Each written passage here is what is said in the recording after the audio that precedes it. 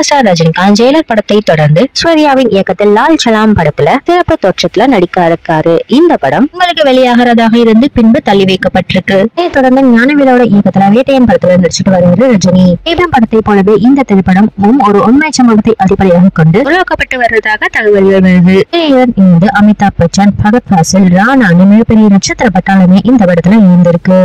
இசையில உருவாகிற இந்த படத்தோட படப்பிடிப்பு தற்போது விறுவிறுப்பா நடைபெற்று வருது. கேரளா, தூத்துக்குடி, நாகர்கோவில் போன்ற ஊர்கள்ல இந்த படத்தோட படப்பிடிப்பு நடைபெற்று வருது. நிலையில வேட்டையன் திரைப்படம் ஏப்ரல் மாதம் திரையிடப்படுவதாக சொல்லப்பட்டு தற்பொழுது இந்த படத்தோட ரிலீஸ் தேதியில மாற்றம் ஏற்பட்டிருக்கு. 14ஆம் தேதி தமிழ் புத்தாண்டை முன்னிட்டு இந்த படத்தை வெளியிடுறதுக்கு ரஜினி திட்டமிட்டிருந்தாரு. இந்த படத்தோட VFX வேலைகளை முடிக்கிறதுக்கு தாமதமாகுங்கிற காரணத்தினால இந்த திரைப்படம் ஏப்ரல் மாதம் வெளியாக முடியாதுங்கிறதே தெரிய வருது.